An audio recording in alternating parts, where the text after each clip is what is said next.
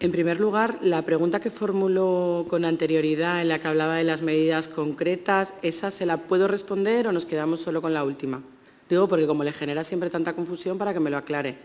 Si es solo la del monte o la de las medidas concretas, ¿es una de esas reflexiones que usted hace y no nos deja contestar? ¿O ¿Vio que le haya decir alguna pregunta? ¿Sabe diferenciar entre lo que es una pregunta y una afirmación? Presidente, yo desconozco si cuando su señoría hace una afirmación y comenta sobre el texto de la ley, no sobre otras afirmaciones, yo puedo responder. Me parece una auténtica vergüenza que se esté tramitando una ley que para ustedes es de vital importancia, que claro que lo es en la situación que esté Asturias, y que se ponga usted a reírse.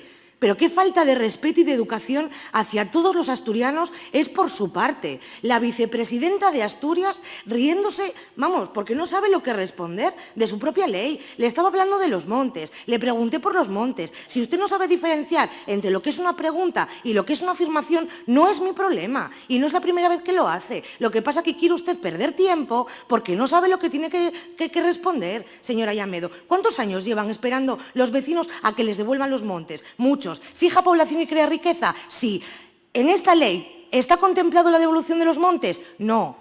No está contemplada la devolución de los montes. Entonces, le voy a hacer varias preguntas porque me quedan ya 2 minutos y conteste lo que a usted le parezca. Si se quiere seguir riendo, pues hágalo. Pero es una falta de respeto tremenda, ya no solamente a mí o a mi grupo parlamentario, a todos los asturianos tremenda, y me indigna. Pero me indigna soberanamente que usted esté representando ahí a los asturianos cuando se ríe en su cara.